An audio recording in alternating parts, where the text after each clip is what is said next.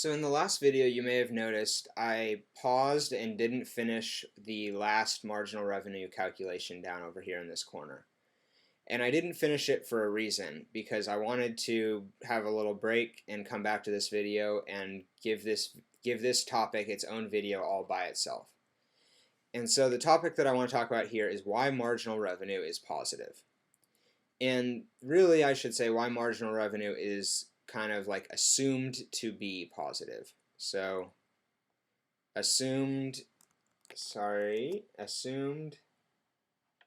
to be, I could kind of fit in right here. And so first I just want to calculate marginal revenue over here, and then we'll talk about why it's assumed to be positive and why it's not positive in this last spot, you'll see.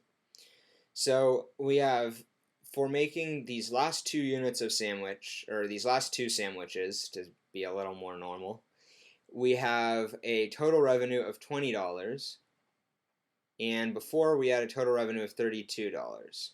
Minus 32 over, and we went from 8 to 10, so we have 10 minus 8.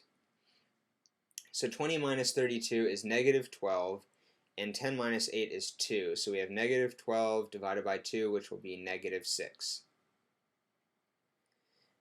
So does it make any sense to make these last two sandwiches if we are going to make less money for making them?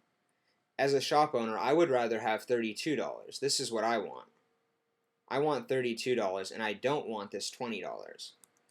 I'd much rather have $32, and the bigger thing is that it's easier to make $32. I only have to make 8 sandwiches as opposed to 10 sandwiches.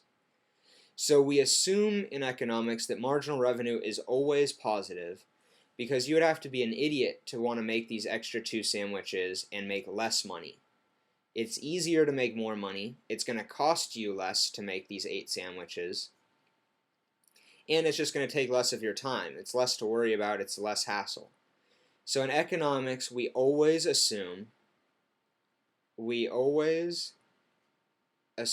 we're dealing with the part of the revenue curve where marginal revenue is positive. We always assume marginal revenue is positive. And this is not to say that economics believes that no matter what, marginal revenue is going to be positive. That's not true at all. But in economics, we only are worried with the part of the decision making where marginal revenue is positive.